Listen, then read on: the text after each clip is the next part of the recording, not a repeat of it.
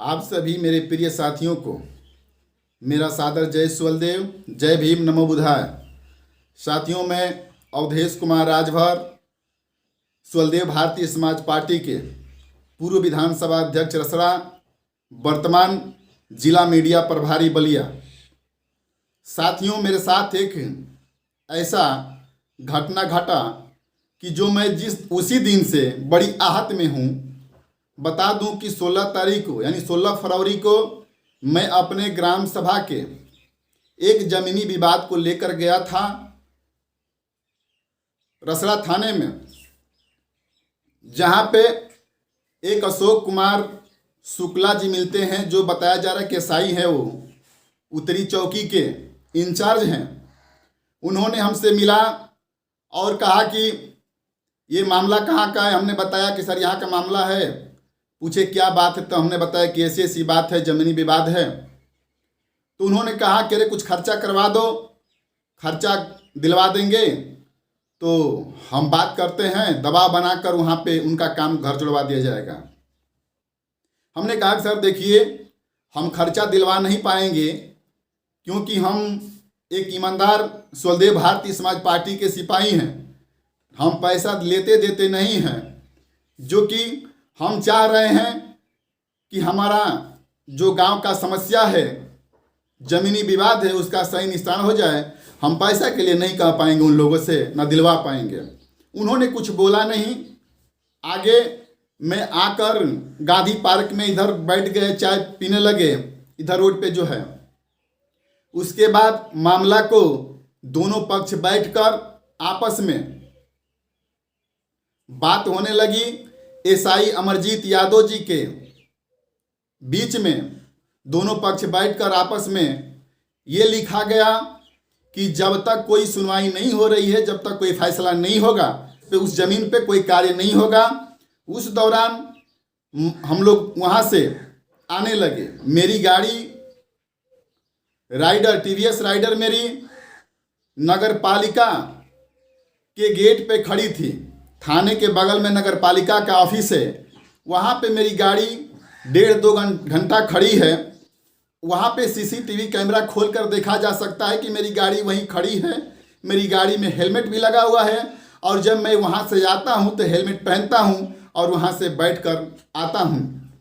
आने के बाद जो विद्युत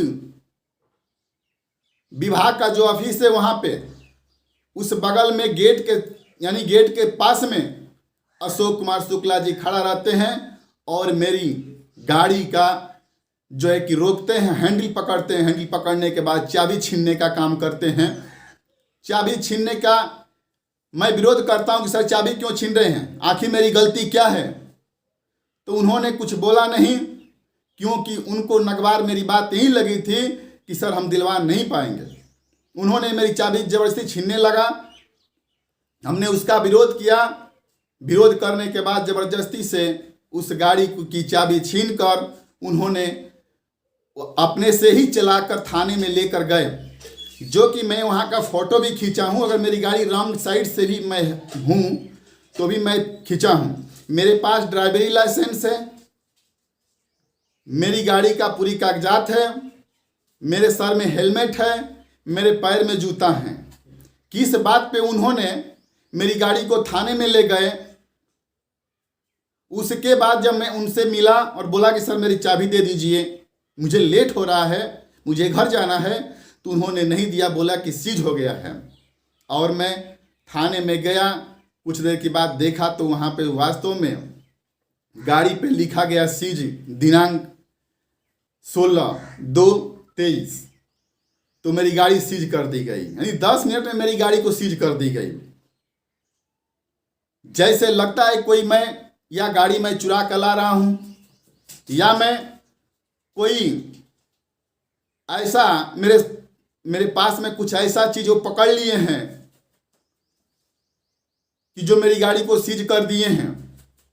जब मेरे जैसे व्यक्ति थाने पर, जब मेरे जैसे सामाजिक कार्यकर्ता थाने पर सुरक्षित नहीं है, तो जनता के साथ में क्या होता होगा, ये आप लोग खुद समझ सकते हैं।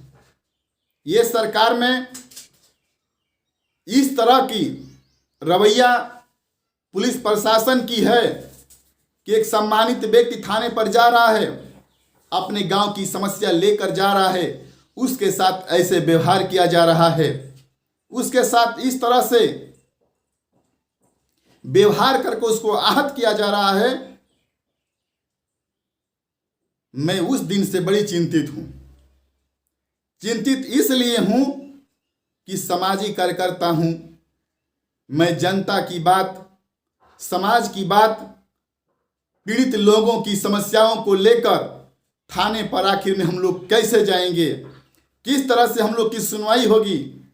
जब इस तरह से पुलिस दरोगा सिपाही करने लगे, पैसे की खुलेआम मांग करने लगे और न देने पर एक सामाजिक कार्यकर्ताओं के साथ इस तरह से व्यवहार करते हैं, तो आप समझ सकते हैं कि जनता के बीच में क्या होता होगा, जनता के साथ क्या होता होगा।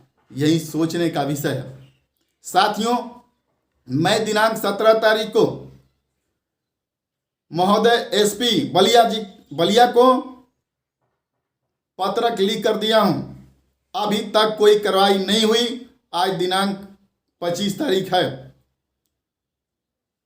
आज 25 तारीख है, अभी तक कोई कार्रवाई नहीं हुई। आगे अगर कोई कार्रवाई नहीं हो रही है तो हम सीवीसी डिपार्टमेंट से मिलने का काम करेंगे। हम कोर्ट से न्याय की गुहार लगाने का काम करेंगे।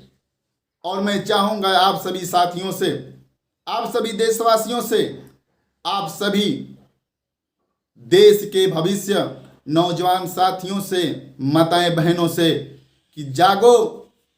नहीं जगोगे तो देखो इस तरह से अगर नेता के साथ कर्तव्य, अगर व्यवहार पुलिस प्रशासन कर रही है, अधिकारी कर्मचारी कर रहा है, तो आपके साथ क्या होता होगा मैं समझता हूं।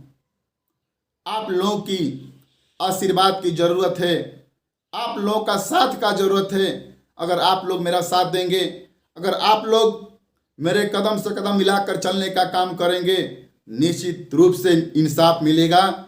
उस एसआई का, इसका कानूनी कार्रवाई जरूर होगी। आप लोग हमें आशीर्वाद और प्यार देने का काम करें। मैं अपने समाज के सभी नेताओं से भी अपील करना चाहूँगा। उत्तर प्रदेश के मुख्यमंत्री माननीय योगी आदित्यनाथ जी से भी गुहार लगाने का काम कर रहा हूँ कि जो मेरे साथ अन्याय हुआ है उसका न्याय हमें दिलवा दो। क्योंकि हम लोग समाज के लिए चलते हैं, गरीबों के लिए चलते हैं। गांव-गांव में जाकर, गली-गली में जाकर जनता के दुख को सुनने का काम करते हैं, उसके दुख सुख में शामिल होने का काम करते हैं। अगर मेरे जैसे नौजवान अगर ऐसे आहत होगा, अगर प्रताड़ित किया जाएगा, मेरे जैसे नौजवान को प्रताड़ित किया जाएगा, तो कोई समाज को सेवा करने वाला नौजवान नहीं आएगा आगे। इस नाते आप लोग से मैं निवेदन करूंगा, गुहार लगा रहा हूं कि मेरा साथ देने का काम कीजिए और हमें इंसाफ दिलवाने का काम कीजिए। क्योंकि मैं गलत नहीं हूं। इस नाते आज मैं आप लोग के बीच में बोल रहा हूं। अगर मैं गलत होता तो नहीं बोलता। अगर मैं गलत नहीं हूं साथी, तो मेरा साथ देने का काम करो और मैं इस लड़ाई को लड़ने का काम करूंगा और उस एसआई अशोक कुमार शुक्ला जी को कानूनी कार्रवाई करवाने का काम करूंगा और उनको सजा जरूर मिलेगी। ये आप लोग का आशीर्वाद रहा तो सभी नेताओं से निवेदन करते हुए अपनी बात को विराम दूंगा कि हे मेरे समाज के बड़े बड़े नेताओं, बस बात करने से नहीं होगा। जहां आपका कार्यकर्ता, जहां आपके समाज का बेटा थाने पर प्रताड़ित किया जा रहा है और आप चुप कैसे हो सकते हैं। मैं आशा और उम्मीद आप लोग पे करता हूं और है कि आप लोग मेरी मदद करते हुए इंसाफ दिलवाने का काम करेंगे। इसी आशा और उम्मीद के साथ अपनी बात को विराम देते हुए आप सभी को सादर प्रणाम। जय स्वलदेव, जय भीम, नमो बुद्धाय।